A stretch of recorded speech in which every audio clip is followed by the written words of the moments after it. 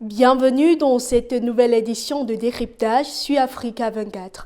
La 7e réunion du comité régional de facilitation des échanges de la CEDEAO s'est tenue à Banjul en Gambie, un rendez-vous stratégique consacré à la fluidification des échanges, au renforcement de la compétitivité et à l'accélération de l'intégration économique en Afrique de l'Ouest. Malgré les avancées institutionnelles, le défi est resté le même, transformer l'ouverture des frontières en dynamique commerciale réelle et durable entre les États membres. Pour en parler, nous recevons aujourd'hui Alseni Coquette Camara, chef de la division compétitivité au ministère du Commerce et de l'Industrie de la Guinée. Bienvenue sur Africa 24. Merci beaucoup, je suis Alseni Coquette Camara. Je suis chef de la division compétitivité, ministère de l'Industrie et du Commerce de la République de Guinée. Je fais partie de la délégation guinéenne pour cet atelier de 3 jours.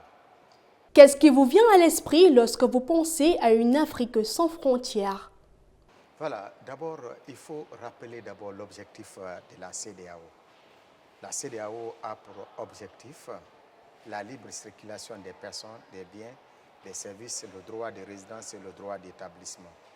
Rien qu'avec cela, nous voulons une Afrique sans frontières, une Afrique unie, une Afrique aux Africains. C'est la raison pour laquelle ça c'est dans l'agenda 2063 de l'Union africaine.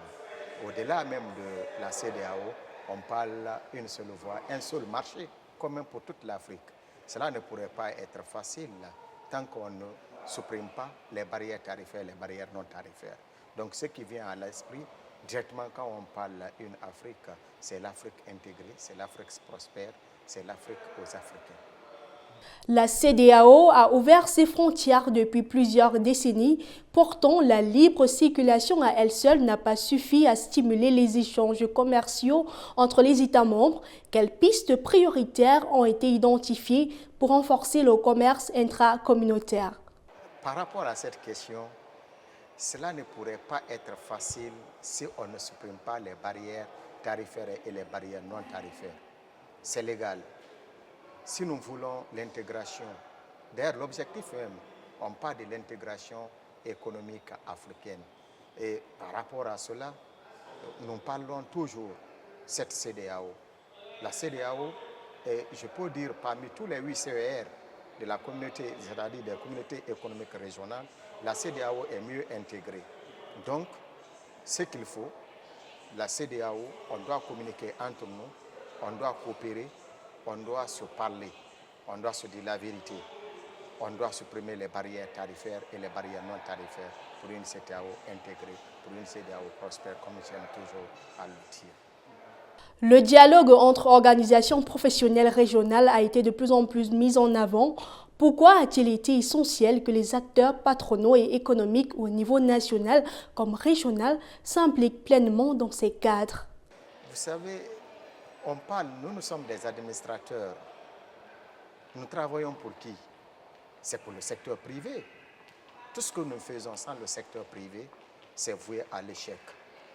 Nous avons pour mission la mise en œuvre, la conception, la mise en œuvre des politiques dans le domaine commercial.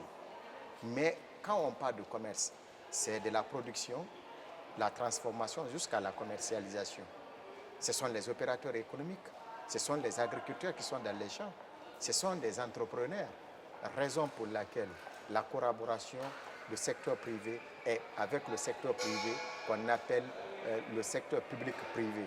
Mais ce dialogue doit être un dialogue franc. On ne peut pas résoudre tout. Après, on les met devant les faits accomplis. Ils doivent être associés en amont jusqu'en aval. Dans toutes les étapes du processus d'intégration, il faut le secteur privé. C'est obligatoire. Mais si on le fait sans le secteur privé, ce qui veut dire que nous avons pris une décision, mais une décision qui n'a pas assez de sens, je pense bien. La compétitivité commerciale et l'accès au marché ont été au cœur des priorités lors de la première réunion du comité de pilotage stratégique du programme d'appui au commerce et au marché de la communauté économique des États de l'Afrique de l'Ouest. Où en est-on aujourd'hui avec la mise en œuvre concrète de ce programme depuis son lancement en juin dernier? Merci beaucoup pour cette question. Quand on parle de la compétitivité, c'est des infrastructures, c'est des infrastructures, c'est des industries, c'est de la valeur ajoutée. Depuis la tenue de cette réunion et jusqu'à maintenant, là, nous sommes à l'interne, au niveau national de chaque État, voir quelles sont les étapes ou quelles sont les mesures à prendre pour rendre effective cette décision. Nous sommes dans le process, c'est une date très récente.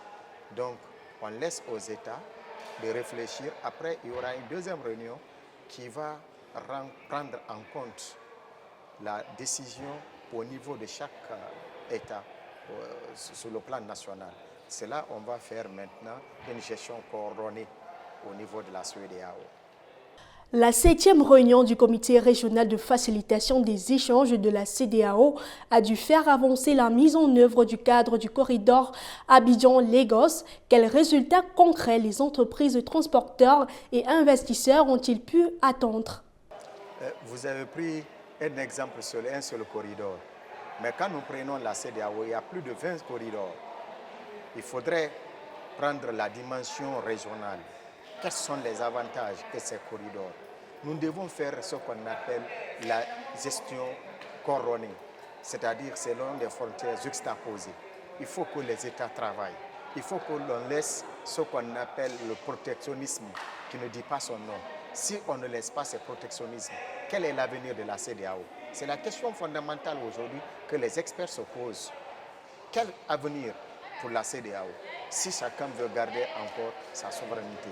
Nous voulons la CEDEAO sans barrière, une CEDEAO sans frontières, à l'image des autres, comme on appelle CER, qu'on appelle communauté économique. Donc quand vous prenez ce corridor, c'est un corridor qui est beaucoup plus exploité que les autres corridors. Mais néanmoins, il faudrait que ces États se mettent sur la table, comme l'a fait c'est-à-dire de nos aînés, la création même de la CEDEAO. Il faut qu'on laisse tout ça pour que la CEDEAO soit une zone mieux intégrée. Alseni Koké Kamara, merci d'avoir répondu aux questions d'Africa 24. Madame, Monsieur, merci d'avoir suivi cette édition de décryptage. Dans un instant, une nouvelle édition de l'actualité africaine.